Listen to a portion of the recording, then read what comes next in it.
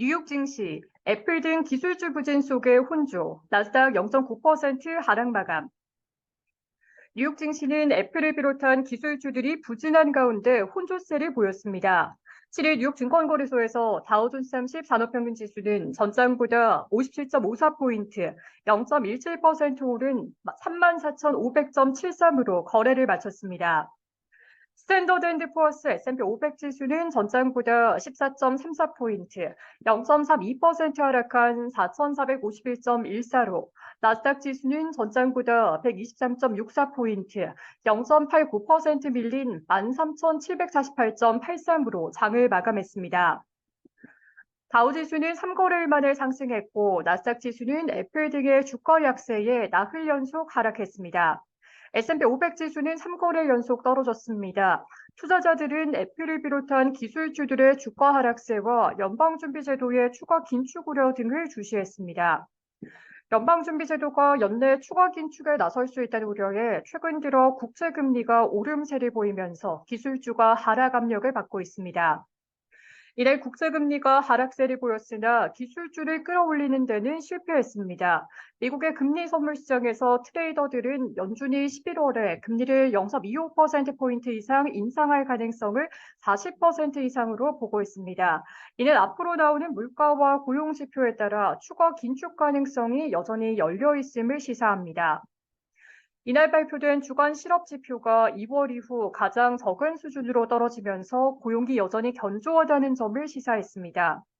미 노동부에 따르면 지난 2일로 끝난 한 주간 신규 실업보험 청구자 수는 전주보다 13,000명 감소한 21만 6천 명으로 집계됐습니다. 지난 2월 이후 가장 적은 수준으로 월스트리트저널이 집계한 전문가 예상치인 23만 명도 밑돌았습니다. 지난주 발표된 8월 비농업 부문의 고용은 18만 7천 명 증가해 12개월 평균치인 27만 1,000명을 증가를 하회했습니다. 석 달 연속으로 월 20만 명을 밑돌면서 고용은 둔화세를 보이고 있습니다. 실업률도 최근 3.8%로 올라섰습니다. 다만 유가가 다시 오름세를 보이는 데다 고용 둔화 속도가 물가 상승률을 억제할 정도로 빠른 속도가 아니라는 점에서 인플레이션이 다시 반등할 수 있다는 우려도 나오고 있습니다. 연준이 9월에 금리를 동결할 가능성은 90%를 넘는 수준입니다. 이날 발표된 2분기 비농업 노동 생산성도 전분기 대비 3.5% 오른 것으로 수정됐습니다. 기존에 발표된 3.7% 상승보다 하락했으나 시장이 예상한 3.4% 증가를 웃돌았을 뿐 아니라 1분기 생산성 1.2% 하락에서 상승 반전한 것입니다. 존 윌리엄스 뉴욕 연방준비은행 총재는 이날 한 방송과의 인터뷰에서 연준의 정책은 현재 좋은 위치에 있다라며 앞으로의 정책 결정은 지표에 따를 것이라고 밝혔습니다. 시가총액 1위 종목인 애플의 주가가 중국 당국의 아이폰 금지령에 이틀 연속 하락하면서 기술주 전반의 투자 심리를 악화시켰습니다.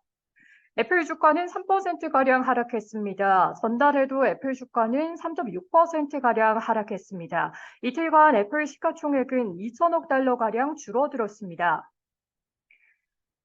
외신들에 따르면 중국 당국은 정보기관 소속 공무원들에게 몇 주 전부터 아이폰을 비롯한 외국 브랜드 기기를 업무에 사용하거나 사무실에 가져오지 말라고 지시한 것으로 알려졌습니다. 또한 해당 조치를 공공기관이나 국영기업 등으로 확대하려는 조짐도 나타나고 있다는 보도도 나왔습니다. 미국과 중국 간의 기술 전쟁이 심화하면서 관련 기업들에 대한 부담도 커지고 있습니다. 엔비디아의 주가도 1.7% 하락했고 테슬라의 주가도 0.2%가량 떨어졌습니다.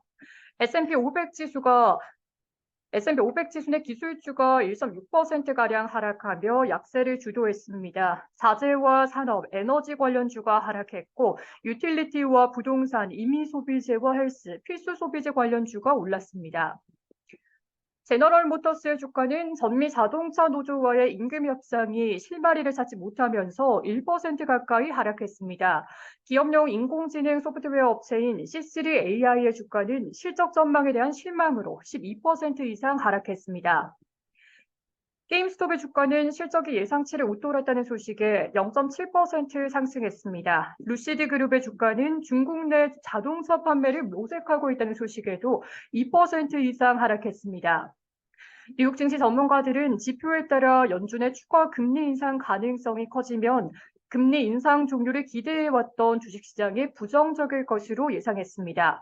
인디펜던트 어드바이저 얼라이언스의 크리스 자카렐리 최고 투자 책임자는 CNBC에 최근 에너지 가격 상승과 고용시장 강세로 연준이 추가 행동에 나설 수 있다고 말했습니다. 그는 사람들은 연준이 남은 기간 동결을 유지하길 바라고 있으나 한두 차례 금리 인상이 올 가능성이 있다라며 모든 상황이 같다면 추가 인상은 연준이 올해 금리 인상을 끝냈다고 기대했던 주식시장에는 약간 부정적일 것이라고 말했습니다. 모건 스탠리 글로벌 인베스트먼트 오피스의 마이크 로웬가르드 모델 포트폴리오 대표는 마켓워치에 주간 실업 지표가 다시 한번 깜짝 하락하며 노동시장의 회복력을 보여준 이 같은 상황은 이전에도 본 적이 있다라며 경제가 둔화하고 인플레이션이 식고 있지만 고용이 여전히 연준의 눈에 가시라고 말했습니다. 그는 노동시장이 탄탄하다는 것은 연준이 더 높이, 더 오랜 금리 인상 기조에서 물러나지 않을 것을 시사한다고 말했습니다.